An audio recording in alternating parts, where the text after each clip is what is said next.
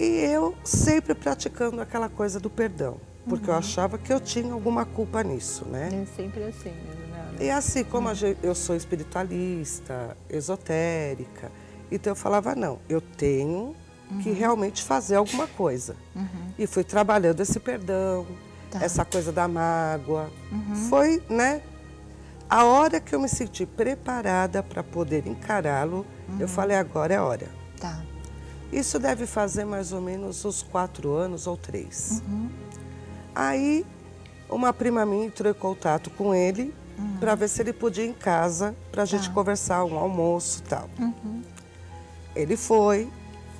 A explicação que ele deu foi a seguinte: eu preferi te deixar sozinha, porque como você era muito apegada a mim, você ia sofrer com a separação. Fala, Lu.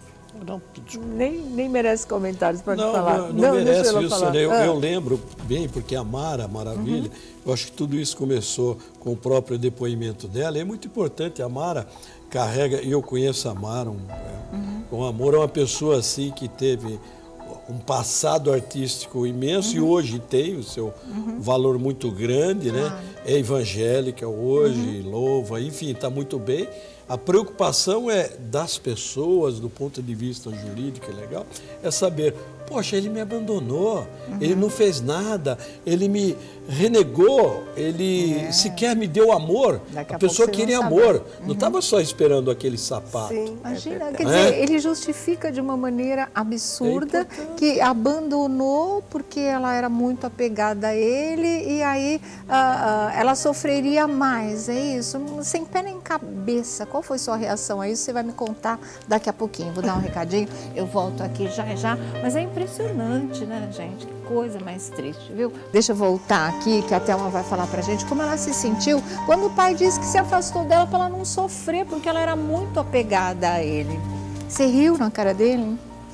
foi assim, uma experiência que eu estava numa fase, né, muito fragilizada, embora dentro de mim aceitando, querendo aceitar um pai, mesmo com tudo que tinha acontecido, eu queria um pai. Claro, já não tinha mãe agora, né?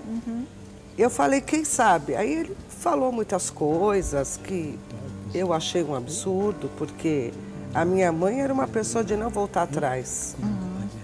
E ele falou que minha mãe ainda foi procurá-lo para voltar. Eu deixei passar. Falei, bom, vamos ver, né?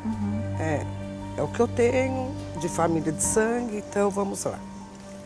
Passei um Natal com ele, quando eu conheci a minha madrasta, né? Os filhos dele, o filho bem receptivo, né? A mulher dele também, assim, me pareceu razoavelmente, né? Fui bem recebida. E a irmã é que ficou meio com o pé atrás. É mesmo? Porque eu sabia que ele não tinha nada. Eu não fui procurá-lo por causa de dinheiro. E você acha que a sua irmã achou isso? E ela me questionou várias vezes. Ela falou por que com que você a você se respeito? aproximou do papai agora? Eu falei, porque agora eu me conscientizei que eu preciso de um pai, que eu perdoei. Eu não ia procurá-lo antes, né?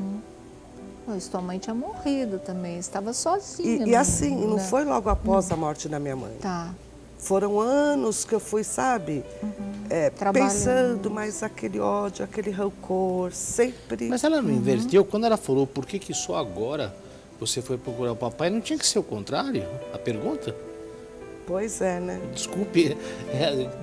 Agora, uma outra coisa que também você disse, e eu tenho certeza que o público em casa vai se identificar. Você falou em depressão e síndrome do pânico. Uma das teorias, Sônia, da síndrome do pânico e da depressão, principalmente o transtorno do pânico, são pessoas que, em geral, não via de regra, mas em geral, na infância, sofreram muito de ansiedade de separação. Ansiedade, poderíamos dizer assim, de uma forma generalizada, medo.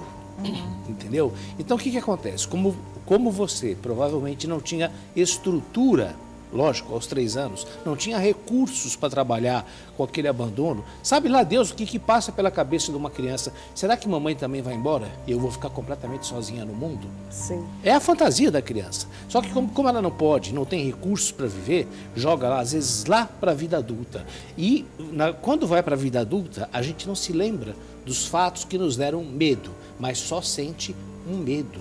Alguma coisa, alguma catástrofe por perto da gente que a gente não sabe o que é, joga para o corpo, cisma com o coração, mas muito tem a ver com o fator ambiental e os fatores hereditários. Mas pelo que você está falando aí, eu tenho a impressão que essa infância aí deve ter sido assim um pouco difícil para você. Mas muito, né? Foi porque eu passei essa fase da síndrome do pânico e da depressão sozinha.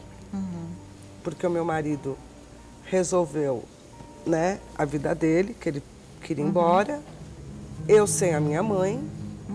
E sem o pai. E eu fiquei sozinha. Ou seja, a vida te abandonou mesmo, né? Que experiência sofrida mesmo, de absoluta solidão, né, nesse sentido. Como é que a pessoa não vai ter medo?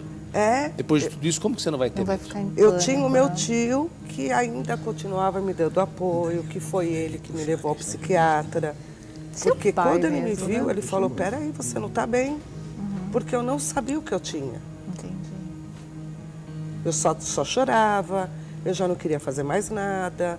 Eu sempre fui uma pessoa alegre, de repente eu estava, sabe, enclausurada, não queria sair de casa.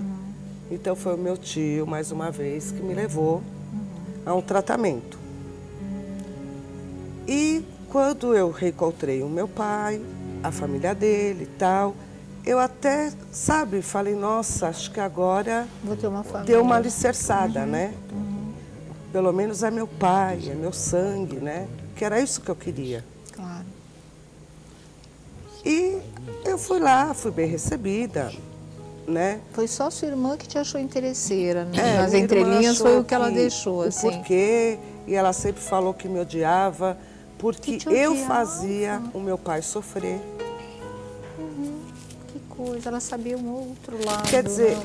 Uma eu outra não sei versão da história. que história foi contada ali. Eu sei o que eu vivi. E eu sei o que minha mãe foi e representou. E você tentou contar isso para tua irmã? Tentei, mas ela não. Ele tem a razão, falou coisas absurdas assim da minha mãe que, nossa, nem é bom comentar porque Não, a claro, gente teve não até precisa. uma briga pelo Face, né? Porque Claro, você vai defender sua mãe, a memória dela, né? aí nós convidamos eu e meu marido atual a ele passar o carnaval em casa, né? Isso depois de quanto tempo do Natal? Então, Foi Natal, é o Natal, aí veio o o Natal carnaval. de 2012 Isso. e o Carnaval de 2013 Isso. agora. Ainda estava tudo mais ou menos. Aí ele veio em casa, passar o carnaval, chegou, meu marido foi buscá-lo, porque nós moramos em Atibaia, ele foi buscá-lo, onde ele mora, aqui em São Paulo. Certo. Ele levou o que ele gostava de fazer, que era pescar. Ficamos lá conversando, Foi sozinho ou foi com a família? sozinho. Só ele, tá. Sozinho. A casa, nossa, eu fiz o máximo para deixar o mais confortável possível, né? Comida, tudo que ele gostava, sabe? Eu estava muito feliz que o meu pai estava vindo me visitar. Claro, lógico. Passar um carnaval com Né? você, né? E, de repente, aconteceram algumas coisas lá, que no dia seguinte ele já estava com tudo pronto, falando que tinha passado mal, porque ele tem problema de cheiro, Sim. né? Mas não tinha cheiro nenhum. Estava tudo aberto. Aí ele quis ir embora, foi até meio grosso mesmo, né? Meu marido levou, era uma terça-feira de carnaval, foi um bate e volta que meu marido teve que fazer. Sim. Ele não falou nada. Nós ainda falamos, o senhor está passando bem? Quer ir ao médico, né? Não, eu quero ir embora. Do nada, O que ele ficou? Um dia, dois? ficou nem um dia, né? Porque ele chegou na segunda, na foi terça embora de na manhã, terça. ele já estava pronto para ir embora. Alegando essa história de Alegando alergia, essa amor, história. foi esse tipo de coisa? Que não tem, porque tá. Eu moro numa casa de madeira, com árvores, um lugar assim que não... Ô, Thelma, tem como é que mesmo. ficou para você? Porque a impressão que deu, não sei se o público também teve essa mesma impressão, os doutores, a Sônia também, quando você fala assim que quando ele veio, você preparou a casa, seria uma forma de fazer um resgate da sua menina interna, Sim. um pouco frustrada com o pai desaparecido, Claro. e aquela menina interna querendo dar uma oportunidade Um para lar, esse né? pai, Você tava, ele era um para esse lar pai ali. consertar essa situação e vamos dizer assim, emancipar uma menina com angústia. E de repente, como é que fica para você essa sumida, como você disse, até um pouco áspera? Sim, Como Como é que ficou isso para você? Ou seja, como é que Grosseira. ficou a tua menina interna? a tua criança minha menina interna. interna ficou 2 semanas em depressão novamente. Abandonada novamente, né? Porque assim, eu não sei o que ele falou na família dele, né? A minha irmã brigou muito comigo pelo Face, falou muita coisa que não devia. E eu fiquei assim, o que ele falou? E ela não te disse. Não, ela simplesmente Mexeu no passado. começou a mexer em passado, falar mal da minha mãe, que meu pai era mulherengo porque minha mãe não queria nada com ele. Eu falei, nossa, então eu sou filha de chocadeira, né? E antes de mim, minha mãe perdeu mais um filho, né? Certo. Então, quer dizer, ela quis sustentar uma situação que ele veio passando para eles há anos, entendeu? E ela não quer escutar a outra parte. Por mim, eu falo, tudo bem, é assim, nunca mais ele ligou. Isso foi em fevereiro desse Fevereiro, ano, né? Nós eu não estamos em sei o que julho. alegou, o que ele alegou na casa dele, porque ele foi super bem tratado. Lá eu tive uma decepção com ele muito grande. Fora isso. que Fora é uma coisa isso. que você não quer Lá nem na sua comentar, casa. né? Que eu não quero comentar. Tá. Mas assim, a minha criança que estava tão eufórica ali com o pai, né? Meu pai finalmente vai chegar, né? De repente, acabou. Eu falei, agora chega. Quem não quer mais nada sou eu. Agora, você acha que essa atitude dele ir embora no dia seguinte, e sem dar uma explicação, e até de forma inconveniente, deselegante, vamos colocar assim, sem entrar em detalhes, e responda se você quiser, tem a ver com isso que você comentou? Talvez ele mesmo cair em si de algum erro e quer ir embora daqui? Pode ser. Pode ser. Assim, a única coisa que eu sei é que ele ligou para minha tia, alegando que eu estava louca. Ué, mas vocês chegaram a ter alguma discussão? Nada. Nada, foi tudo bem. Nós ficamos jogando tranca lá até 4 horas da manhã. Mas isso que aconteceu, que você não quer nem comentar, não levou a nenhum tipo de discussão, nem nada? Não, Tá. Não. Se aguentou calada? não. Tá. E agora você não quer mais vê-lo, nem falar com ele, ele nunca mais também te procurou. A Nunca situação mais. ficou assim. Nunca A gente mais podia me colocar procurou. assim, talvez tenha sido uma fuga geográfica para não ter que olhar para minha filha no dia seguinte?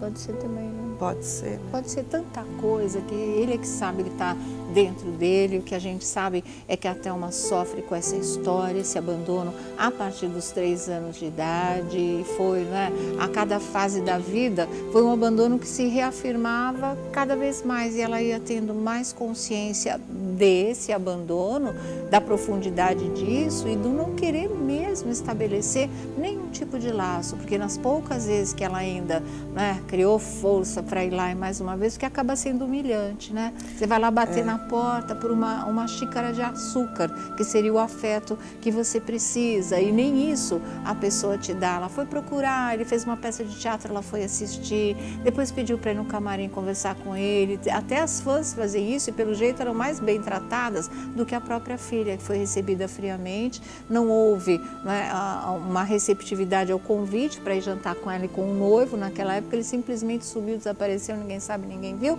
E esse foi o comportamento até o carnaval desse ano, quando realmente as coisas, pelo que a Thelma está falando pra gente, degringolaram de vez. E foi aí também que veio a entrevista da Mara que ela estava assistindo e que de repente caiu a ficha de um outro lado dessa história para ela, que daqui a pouquinho a gente vai reafirmar aqui, e o doutor José Beraldo e também o doutor William vão comentar com a gente essa parte toda da legislação, e o Haroldo vai continuar falando do lado afetivo. Você quer deixar a pergunta? É um negócio então, bem rápido, que a impressão que eu tenho é que quando essas pessoas agem dessa forma, a exemplo do que a Thelma está dizendo, você não só magoa muito a pessoa fica muito magoada por não ter tido o afeto, mas eu também tenho a impressão que fica com mágoa e com uma certa raiva, porque pelo que você está falando, essas pessoas que passaram pelo que você passou, ficam com raiva porque a pessoa tentou também coisificar. Entendeu? Não sei se eu estou sendo claro. É tirar, desumanizar um pouco a relação, para se sentir à vontade, para ser deselegante. A Sônia colocou bem, vários abandonos, né, Sônia? Assim, não é um só, né? É um grande que vai se confirmando em etapas. Já já a gente volta aqui.